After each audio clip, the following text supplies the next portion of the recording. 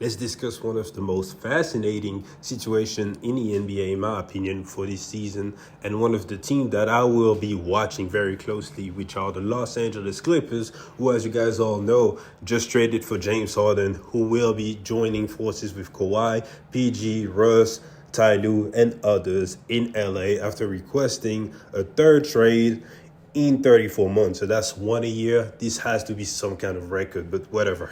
Let's not even get into that. So I don't really like the trade personally, just because I feel like the NBA as a whole has been moving away from the super top heavy rosters because the margin of error is just very small and it's too much responsibilities on a few guys. And when you go up against a team that's really playing as a team, you will lose every time. The star power won't be enough unless like you super stack the deck and it's overkill like the Warriors with KD, or if you go back in the days, the Showtime Lakers or the Celtics or even the Bulls or the Miami Heat. And still these guys lost to the Spurs. Like unless you really stack up the power, it's not going to be enough. And if you look at the last champions, it seems like the Nuggets, it seems like, all the guys that's going to the finals every year, the Celtics, the Heat, the Lakers when they won in 2020, the Bucks when they won, and I can keep going. It's usually like a superstar, either another superstar with the superstar, or a star duo like a Giannis, Chris Middleton, or Kawhi and Siakam back in the days. And then it's about having who has the most depth on the wing and who can play defense that's going to win.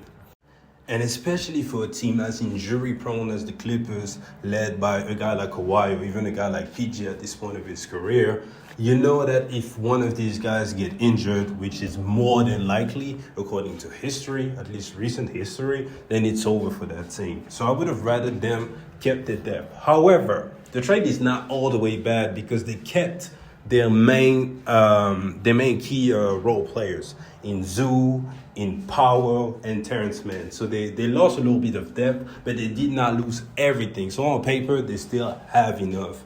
Now, Paul George actually was on his podcast and he addressed the James Harden trade and the sacrifices that the team needed to be made. So take a listen to what he had to say. Fact of the matter is, all four of us are superstars, great players, but there's got to be sacrifices, right? So that was the main conversation, is addressing that, the elephant in the room. Listen, it's one basketball. Y'all going to have to figure out how to play on the floor in space and give each other opportunities. But Ty Lue was like, hey, listen, if y'all commit to that, I promise I'll lead you guys where we need to go. I just need y'all to just commit to it being sacrifices and everybody has one mission and have one goal. So that was Paul George right there. All right, so I like the fact that he did address the elephant in the room with his teammates, the fact that it's just one basketball. That's super obvious, but at least I like the fact that they had the conversation.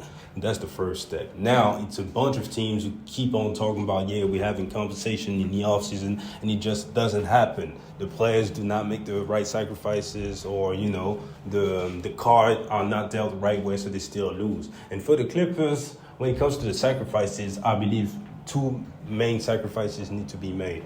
First of all, and this one is for Ty Lue, if I were Ty Lue, I would reduce the James Harden and Russell Westbrook minutes as much as possible, as far as them being together on the court. I will start James Harden. I know Russell Westbrook has been way better as a Clipper than he was as a Laker, but still, he's shown that he was able to be a great six-man for the Lakers. So I would send Russ to the bench and pretty much split the minutes.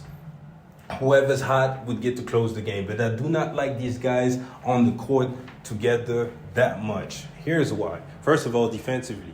Russ has improved his defense, but in my opinion, I don't like the fact that he's still bargaining way too much for steals. And James Harden, I don't have to explain that the men's defense is just lackluster, to say the least, especially at this stage of his career with his mobility being reduced. So having both of these guys out there, in my opinion, takes away from what has been the Clippers' main strength since the Paul George and Kawhi era, which was the defensive end. Plus, On offense, I don't like the fit either.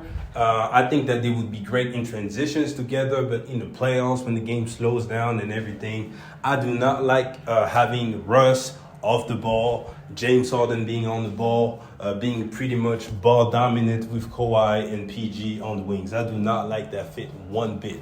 I believe that James Harden at this stage is still a great playmaker when it comes to transition or feeding the big man. But if you look at the way the assist that he was getting for the Sixers, a lot of it was just a slow pick and roll with Joel Embiid, pocket passes to the elbow. Sometimes he would open up for threes, but it wasn't the results of James Harden penetration. It was the results of people double teaming Joel Embiid, and then he would have the mismatch and he would exploit it and then create a lane for himself. But when it comes to James Harden ISOing, going between the legs like he likes to do and taking his man off the dribble, he does not have the step anymore to actually take on great defenders. So I don't think he is going to make enough of a difference as a playmaker against a set defense for Russ to be out there catching the ball off street, trying to draft the ball again. Now, I don't like these two dynamics together. Kawhi and PG will be great either way, off ball, on ball, they can do it. But man, Russ or James Harden will suffer from being both together on the court. I don't believe that being both 30-plus-year-old that they are going to become great off the ball offensive scorers like that at that stage. Plus, another thing that I don't want to hear, if I'm a Clippers fan, the same mistake that we kept on hearing from the Lakers last year when it wasn't working with Russ and people were saying, yeah, LeBron and AD got to sacrifice for Russ and let Russ be Russ. In my opinion, that was just such nonsense. I don't want to hear about the best player on the team having to sacrifice for a player that's not as good. When it comes down to it, I want the system to be centered around Kawhi and PG, and not the team trying to catering to James Harden or Russell Westbrook, like a lack of versatility on offense. I don't want that either. So I would start James Harden. I would have Norman Powell in there also. I believe that defensively it's better.